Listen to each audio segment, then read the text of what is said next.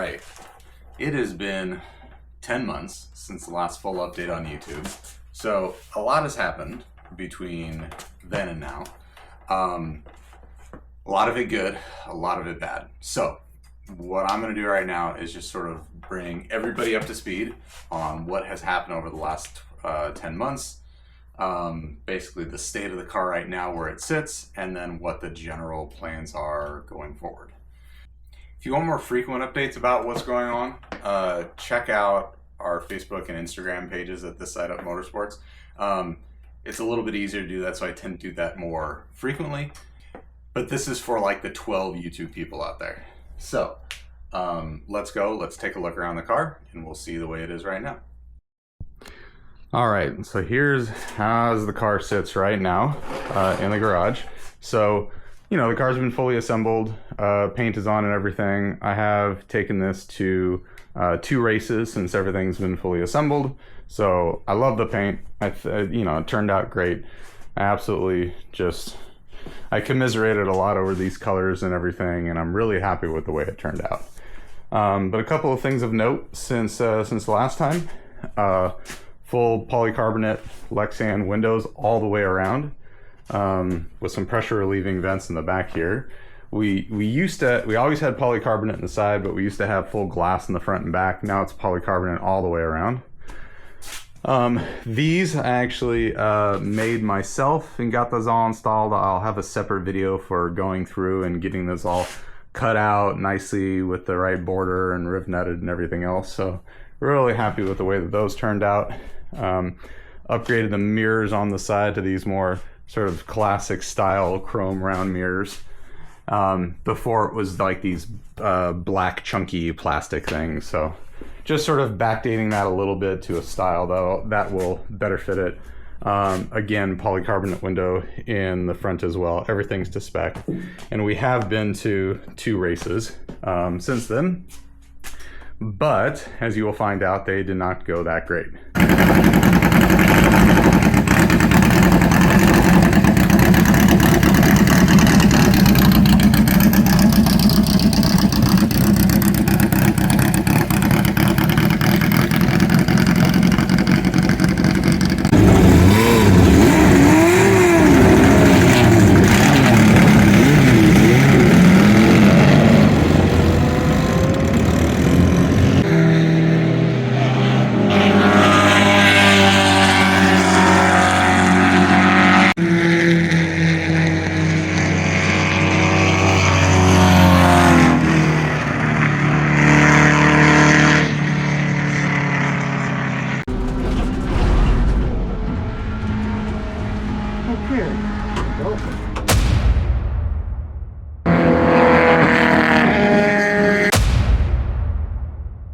But on the inside, I think most of this is basically the same.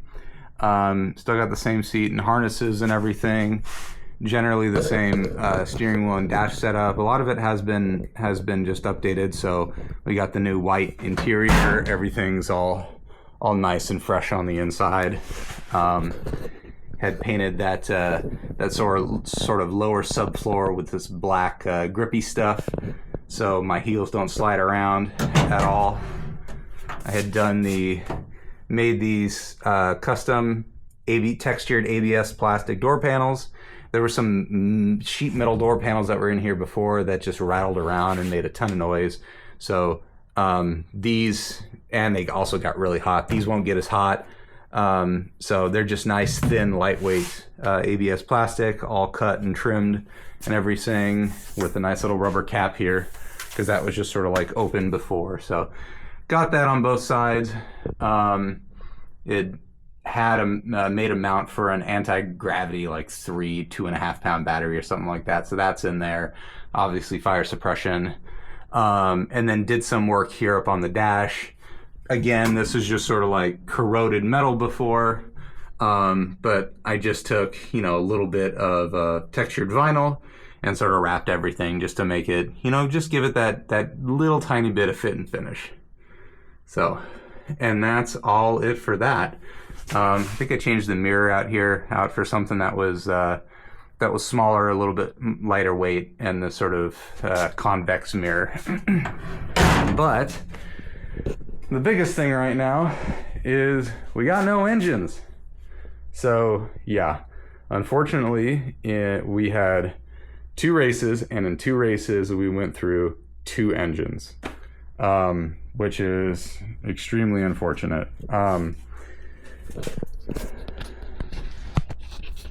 Now, one of those was definitely my fault.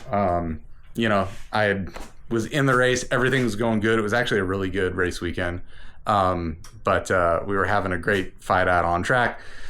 I let it get a little bit hot, and that was kind of it. You know, other race cars I've had in the past, I've had get a little bit hot, and you know, you may blow a gasket or need to redo the head or something like that, and everything's generally good. But apparently these engines, not so much. It completely seized up, had to be torn down, rebuilt, everything. So I used that opportunity to do a full rebuild, new, slightly bigger bore, high compression pistons, you know, bigger valves and springs, and did the whole thing, did the whole 9 yards. Got it all running, got it all good to go, and it was fantastic. It was great. Had it out on the dyno to get everything tuned in and running right.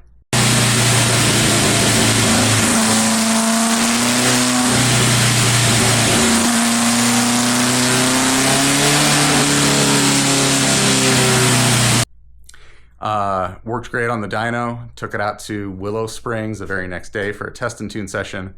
Everything went great for the Friday session. Saturday morning practice, everything was fine.